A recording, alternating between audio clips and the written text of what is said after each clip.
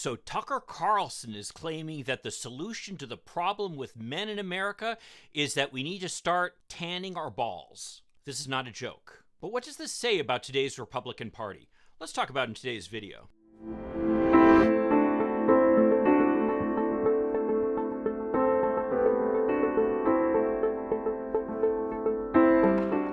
Hi, I'm Mike Greiner. I'm a lifelong Democratic activist who's concerned about the direction our country is taking. I'm also a lawyer and an academic, and I'm here to help you stand up to the BS of the MAGA crowd. So when Tucker Carlson announced his idea that men should tan their balls on Fox News, even Kid Rock found it ridiculous. Now, Kid Rock, although he's from my home state of Michigan, is not my favorite rock star, for sure, and certainly not my favorite Michiganian either. In fact, if I had to think right now of who some of my favorite Michiganians are, I'd have to put on the list State Senator Mallory McMorrow, a fellow Democrat from Royal Oak here in Michigan, who defended standing up for LGBTQ rights. I'm also a fan of our governor, Gretchen Whitmer. And a number of our Congress members have really distinguished themselves. So I think there's a lot to be said for Michigan. But, then we also have Kid Rock. And from an earlier era, we've got Ted Nugent. So, I guess even the best of states have some not so impressive citizens.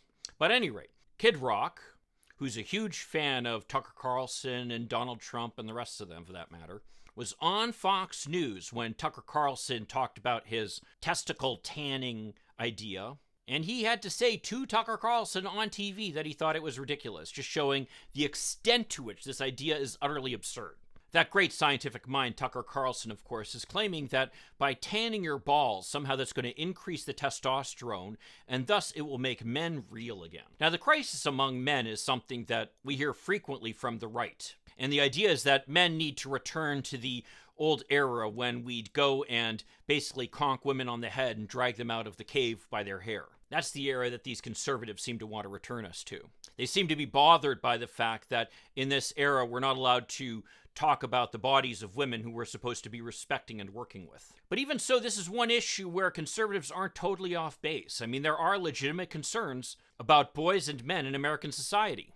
For example, colleges at this point have become almost completely dominated by women, with many colleges now 60% or more female. And the most highly educated group in American society are, wait for it, black women.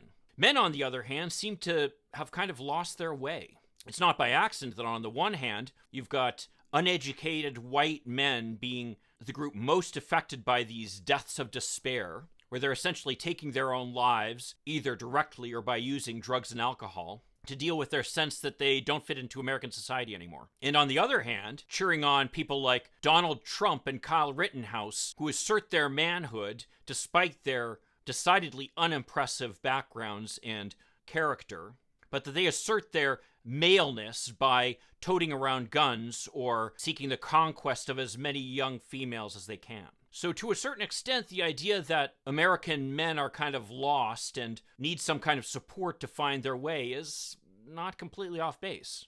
But testicle tanning? Is this for real? But when you consider the philosophy of the Republicans, such that there is one, it makes total sense.